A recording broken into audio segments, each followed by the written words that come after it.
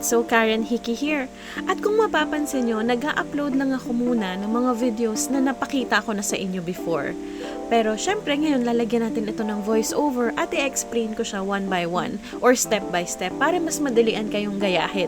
So kung mapapansin nyo, mga puro pang beginners muna yung mga i-upload ko, pero gagawin natin siyang pahirap ng pahirap sa susunod. So first, ang gagawin natin is gagawa muna tayo ng background color. So kahit anong kulay ang gusto nyo. Para sa nail art na to, gagawa tayo ng sweater nails na type ng technique. Pero ang gagawin natin is roses. Mapapansin nyo rin na medyo hindi nyo siya makikita sa start kasi diba dapat kakulay nung gel polish natin yung background na gagamitin natin. Pero itatry ko sa inyo ipakita para mas makopya nyo siya. So, napakadali lang naman gumawa ng roses. Itatry nyo lang gawin yung letter C and then manipis yung both sides niya and then ipapaikot nyo siya doon sa kuko ng client ninyo. Huwag nyo din kakalimutan na mag-matte background dahil kailangan natin lagyan to ng powder later. So, if hindi kayo naka-matte, ang mangyayari is didikit yung powder nyo doon sa ating gel polish. So kung mapapansin nyo rin, nag-start ako sa pinakagitna ng rose natin and then palabas siya ng palabas.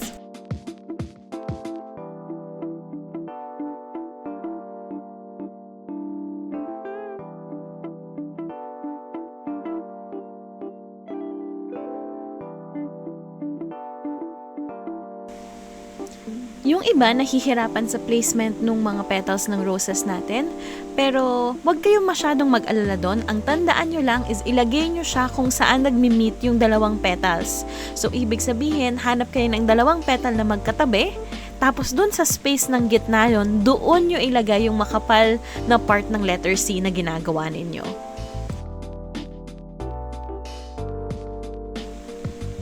Punuin lang natin yung buong nail ng ating mga rose petals. So, if ayaw nyo ng roses, pwede nyo nang gawin yung sweater design nyo or pwede rin kayong gumawa ng iba kung ano yung gusto nyo. Pero ang technique na gagawin natin ngayon is yung pang sweater nails.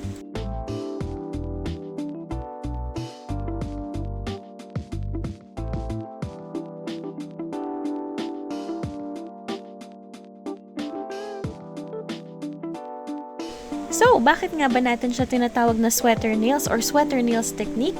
Kung mapapansin nyo, may resemblance kasi yung texture ng nail art na to doon sa klase ng tela na ginagamit natin for sweaters.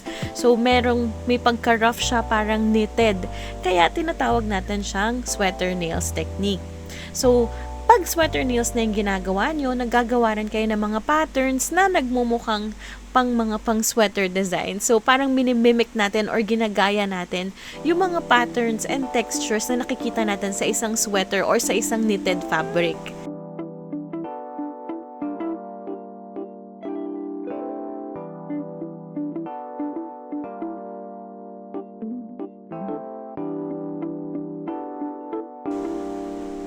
If nahihirapan kayong gawin yung basic rose na ganito, pwede nyo muna siyang itry sa paper, i-drawing nyo lang siya.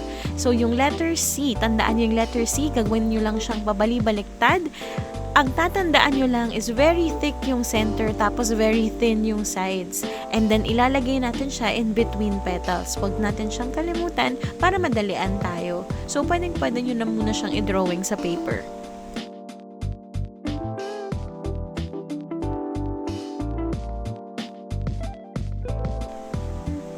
Punuin lang natin yung nails natin ng design. And then, i-ready na natin yung powder na gagamitin natin. So, for the powder, ang gagamitin ko ay isang acrylic powder or pwede rin siyang dip powder. So, ang maganda dito is depende rin sa texture na gusto nyo.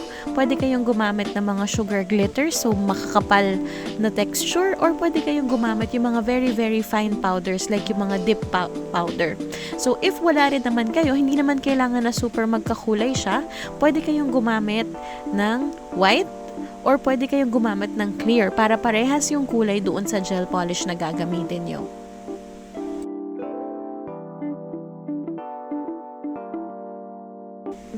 So, don't worry about your gel polish. Hindi yan matutuyo habang nag-aantay. So, habang nag-aantay siya, pwedeng itabi nyo na lang muna siya and then i-ready nyo yung powder nyo. So, pwede nyo i-dip if magaan yung kamay nyo doon sa powder mismo or pwede kayong gumawa ng spoon And then, itong spoon mismo yung gagawin yung pangbudbod doon sa ating design.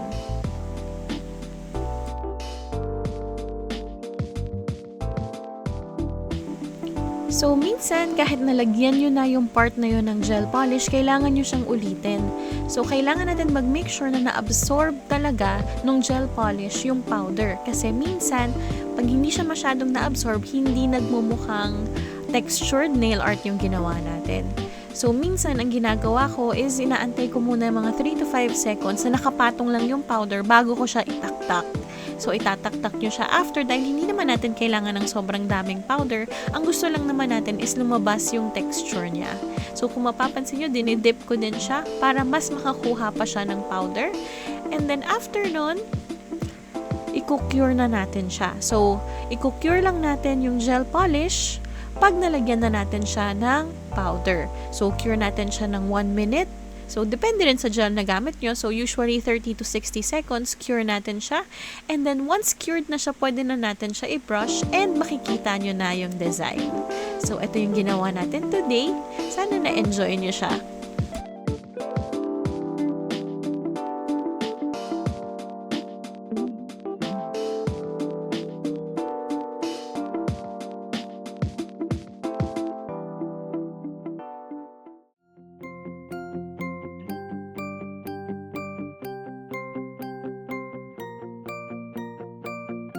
Hi everyone! Salamat sa panonood. Ang layunin ko ay matulungan kayong i-level up ang inyong mga kasanayan sa nail art at nail extensions. Umaasa akong makakatulong ito sa inyo para i-boost nyo ang inyong mga presyo sa serbisyo at mas magumaling kayo. Talagang pinahalagahan ko ang lahat ng support na ninyo. Kung gusto nyo pang makakita ng mga video na katulad nito, huwag niyong kalimutan na pakipindot ang like button at mag-subscribe para naman malaman ko kung interesado kayo at makagawa pa ako ng maraming ganitong klaseng video. Again, salamat at excited akong makita kayo sa next video.